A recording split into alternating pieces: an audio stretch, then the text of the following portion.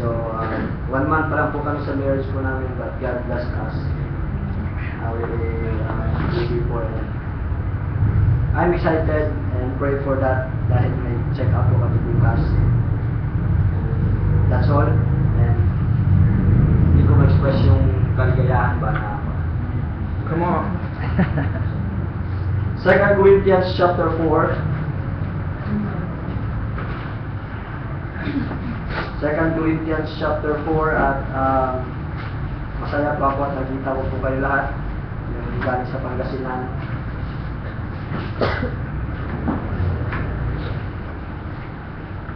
Second Corinthians chapter 4, basahin po natin yung whole chapter and meron lang pong encouragement po dito na ibigay po yung Panginoon blessing. Namutan ko good sermon from Brother JR. Amen. Praise the Lord. Nandun po kami sa kanila kagabi kami ni Brother Joe Bulalo fellowship kami. No offense po sa hindi na-invite. Sanay na po. Kasi biglaan niya kasi mahinatid lang. And there are 2 Corinthians chapter 4, the Bible says, therefore, seeing we have this ministry, as we have received mercy, faint not. But have renounced the hidden things of dishonesty, not walking in craftiness, nor handling the word of God deceitfully, but by manifestation of the truth, commending ourselves to every man's conscience in the sight of God. But if our gospel be hid, it is hid to them that are lost. Verse number 4, in whom the God of this world hath blinded the minds of them which believe not, lest the light of the glorious gospel of Christ, who is the image of God, should shine into them. For we preach not ourselves, amen? Amen. But Christ Jesus the Lord, and ourselves your servants for Jesus' sake. For God, who commanded the light to shine out of darkness. I still believe po mga kapatid that yung sinabi po sa Matthew that ye are the salt of the earth. Tapos pag nawala po yung lasa po ng asin po na yun ay paano po ang epekto ng The Bible says that for God who commanded the light to shine out of darkness, that's us. That the image of the Lord Jesus Christ that in us should shine into this darkness or sa kadiliman po ng mundo po ito, because in verse number 4, in whom the God of this world blinded the minds which believe not. Kaya kailangan pong mag-shine po yung kaligtaan o yung Panginoon Jesucristo na sa atin. But we have this treasure in earthen vessels, that the excellency of the power may be of God and not us. Verse number 8. Amen. Amen. We are troubled on every side, yet not distressed. Amen. We are perplexed, but not in despair. Thank God. Persecuted, but not forsaken. Amen. Cast down, but not destroyed. Amen. Always bearing about in the body the dying of the Lord Jesus, that the life also of Jesus might be made manifest in our body. Kaya po mga kapatid, sabi po sa Timothy that those who live godly in Christ Jesus shall suffer persecution. Amen. Kasi po, yung Panginoong Yesus Cristo po natin, nung napako po sa krus, hindi po siya namatay na natural lang, hindi natulog lang siya at hindi nagagising. But He suffered a cruel death. That's why po mga kapatid, sabi po sa verse number 10, that always bearing about in the body the dying of the Lord Jesus. Because the Christian life po mga kapatid is not always living in good life. Christian life po mga kapatid is not in the situation that you can enjoy your life to the fullest or you can spend a lot of money. But Christian life po mga kapatid is always in verse number 8, troubled. Verse number 9, persecuted. And verse 10, but that's our consolation po in this life. Amen. But sometimes po mga kapatid, we try to lay aside those things po na nangyayari po sa buhay po natin. We try to forget God. We try to not to read the Bible. We try not to pray. We try not to encourage one another. But what the Bible says po mga kapatid is having the same care of one another. It's hard to do, Amen? Amen. Kaya po kapatid, sabi po ng isang preachers po, some serve God as good example, some serve God as bad example. You can choose. You are as a good example or as a bad example. Verse number 11, for we which live are always delivered unto death of Jesus' sake, that the life also of Jesus might be made manifest in our mortal flesh. Verse number 10, verse number 12. So then death worketh in us, but life in you. I didn't understand that until I read Romans chapter 5 and Romans chapter 6. For the wages of sin is death, but the gift of God is eternal life through Jesus Christ our Lord. Life po, ang life po natin po mga kapatid is always po, ang pupuntahan po ay death. But next to that, there is eternal life. Yan po yung kagandahan po dyan. Verse number 13, we having the same spirit of faith, according as it is written, I believe and therefore have I spoken. We also believe and therefore speak. Ganda po, no? According as it is written, I believe, and therefore have I spoken. So, kaya po mga kapatid, everything we say, everything we hear, and everything to the other people, and sana po, we believe it first before we tell it to them. Yeah. I believe what Brother J.R. preacher, I believe he believed it first before he preached to us. Yes. Because it's just an hypocrisy. If you preach or if you teach to other people, if you cannot apply it to yourself. Verse number 14, knowing that he which raised up the Lord Jesus shall raise up us also by Jesus, and shall present us with you. Dito po tayo sa verse number 15 to verse number 18. For all things are for your sake, that the abundant grace might through the thanksgiving of many redound to the glory of God. Amen. Redound means to be sent back. No? So, lahat po ng mga bagay na meron po tayo po mga kapatid, is not hindi po natin makuha po yan lahat ng glory. Redound means let's give back to God. Amen. Verse number 16, for which cause we faint not, but though our outward man perish, yet the inward man is renewed day by day. Verse number 16 po mga kapatid is, it is true that our outward man perish, whether you like it or not, every day po ng buhay po natin, tumatanda po tayo. No offense, but it's true po. That's right. Hindi po ako nagbibiro, but totoo po yan, whether we like it or not. Hindi po tayo may-ari po ng buhay po natin. Amen. It is not ourselves that handle the life that God given us, is God. Amen. But the encouragement po dyan po mga, for this cause we faint not, but though our outward man perish, yet the inward man is renewed day by day. Amen. Praise the Lord. We always joke to Brother Joey that he's always dying. It is outward man. Yeah. But the good thing po mga kapatid is Brother Joey said his inward man is always renewed. Yes, sir. I hope na lahat po yan po sa atin, yung inward po natin ay nag-renew po yan day by day, but it's true po sa Word of God, verse number 17. For our light affliction, Amen. which is but for a moment. So, I don't know po, hindi ko po alam po mga kapatid kung ano po yung affliction po natin sa araw po na to, but I believe all of us have affliction. Kung gaano kalaki, kung ilang araw mo na yan dinadala, kung ilang buwan mo na yan dinadala, yung affliction po natin. But the good thing po mga kapatid is just, which is but for a moment. Amen. Amen. Praise the Lord. Worketh for us a far more exceeding in eternal weight. Ooh! Ang kagandahan po when every time Apostle Paul told us truth about his epistle, he always put next to that word encouragement. Amen. Comfort. Consolation. Amen. Amen. Yung usok po ay yung singaw, yung usok, hindi ay yung singaw na alam niyo po yung usok. Papalit-palit lang. Dalawa, pag sinabi mo singaw, dalawa kasi, singaw dito, singaw yung sa kanini, yung sa kanini, o before.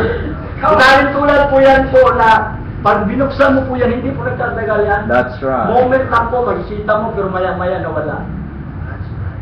Ganyan po yung affection po natin. Even though po mga kapatid, marami po mga tao po sa mundo po nito, pag meron po silang problema, they always think that there is no solution. Kaya po no wonder maraming mga tao tumatalong sa building kasi akala nila wala nang solution yung affection sa mundo po na ito. Kaya po mga kapatid, maraming mga tao nagbabaril sa ulo kasi akala nila yung problema, yung affliction sa mundo na ito ay wala nang solusyon. But praise be to God, yung affliction po sa mundo po natin. Amen. Kaya po mga kapatid, huwag po natin ilagay po yung situation po natin na parang wala nang bukas eh. Remember that our Savior that we serve is the God of hope. Amen. Amen. Affliction is but for a moment working for us, far more exceeding eternal weight of glory. Amen. Verse number 18, while we look not at the things which are seen, but at the things which are not seen, for the things which are seen are temporal, but the Amen. things which are not seen are eternal. That's right. Amen. Alam niyo po ba mga kapatid, kung ano po yung bagay, kung ano po yung pinakatotoong bagay po sa mundo po ito? These things are not the things na makikita po natin, yung mga TV, yung touchscreen TV, pag naglalakad ka sa mall, may makikita kang tao gumaganon, kasi yung TV, touchscreen na, ginaganon. They are not those things na sinasabi po ng Word of God. Yung eternal things po dito mo kapatid, ay hindi po yung pagandahan ng gadget, laptop, yung mga pagandahan ng kotse. You know, tomorrow, darating po Shubaka bukas eh. Talagang yung mga ang Pilipinas naghahanda eh. Sa Ayala pa lang, busy-busy na. No? I mean po mga kapatid, ang mga tao po sa time po natin ngayon ay they spend most of their time po sa mundo po ito. I don't care if Obama's coming tomorrow. What I care for mga kapatid is I want the Lord Jesus Christ. Christ. Sa Ayala, naglalagay po sila ng flag ng United States. See, welcome Obama tomorrow. Other people ay naglalari kasi hindi nila gusto darating si Obama. Hindi nila pwedeng pigilan kasi nag-schedule na yan. But what I mean po mga kapatid is, if we are saved, and our hope is our hope is the Lord Jesus Christ, Amen. yung mga bagay po sa mundo po ito are not eternal. Parang kailan lang, yung dati, yung may cellphone ako dati na engage yung parang kuhan, ngayon wala na eh. S4, S5, parang ang bilis lang po ng panahon. But if we're going to spend our spiritual or our life po sa mga bagay po sa mundo at mga bagay po para sa Panginoon, those things are not just that kind of important. What is important po bilang isang tunay na Christian, that make sure you are saved. Amen. Make sure po that you are saved. Kasi punta tayo sa Colossians, and this would be ito po yung conclusion po natin. Colossians chapter 3. Amen. For ano mo sa verse 18, while we look at not the things which are seen, but at the things which are not seen. For the things which are seen are temporal, but the things which are not seen are eternal. Colossians chapter 3. If ye then be risen with Christ, seek those things which are above, where Christ sitteth on the right hand of God. Set your affection on things above, Mm. not on things on earth. You know what po mga kapatid, minsan, harapan ako yung curious ako. Lahat po tayo, hindi po nawawala po sa atin na dati nung binata pa ako is, pag may pera po ako, gasto ng gasto, walang pakialam. Right. Pero ngayon po, lahat po tayo ay mayroon pong mga iniisip po na bagay. Hindi po hindi po natin madinaya na meron tayong That's right. iniisip po na bagay. But sometimes mag-worried ka. pambihira. Bayaran na naman namin ng rent sa katapusan. Sabi ko sa wife ko, rent naman tayo. Sabi ko sa kanya po, parang human ba? Human. But when I read these things po, mga kapatid, yung sa verse number 18, temporal lang pala mga yun. Affliction lang pala yun. Amen. And I remember po when Abraham inoffer niya si Isaac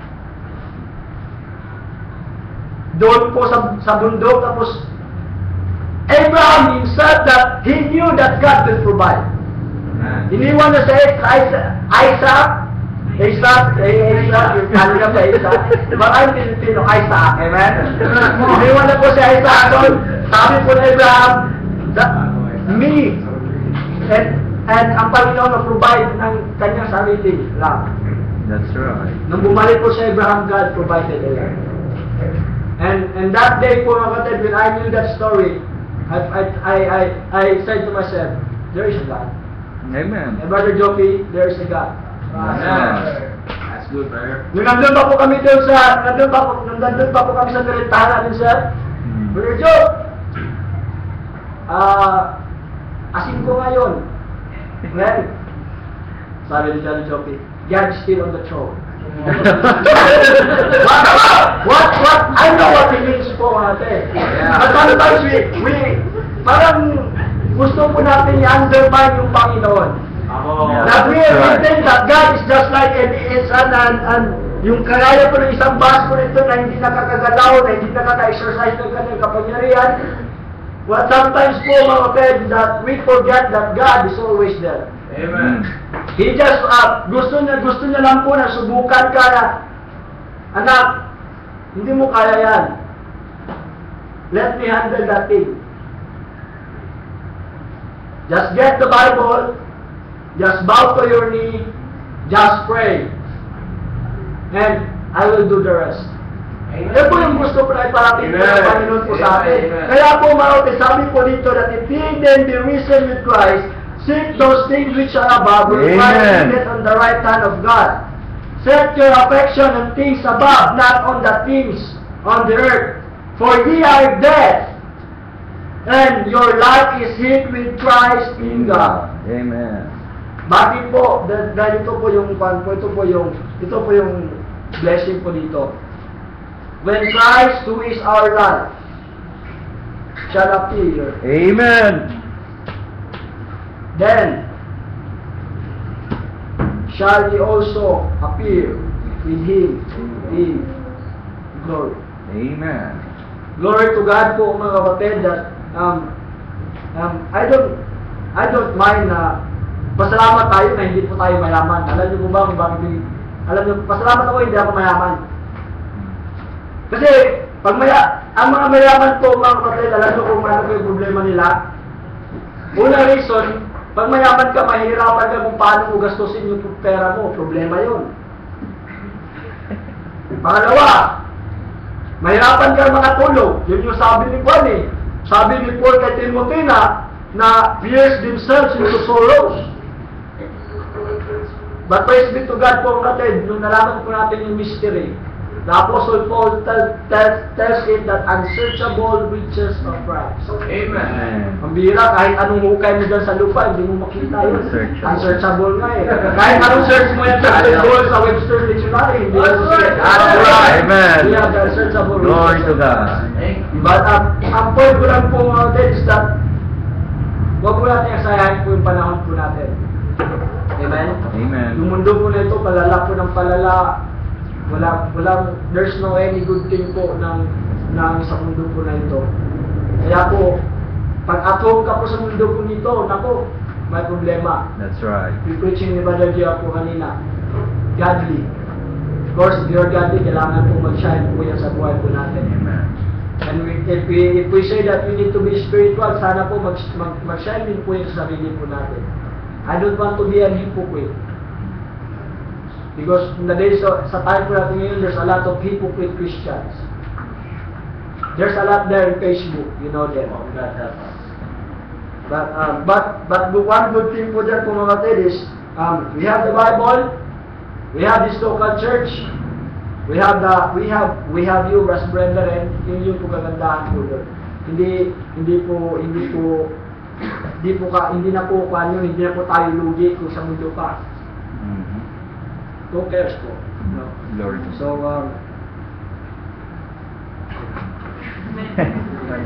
Amen. Thank you, sir. Amen. Praise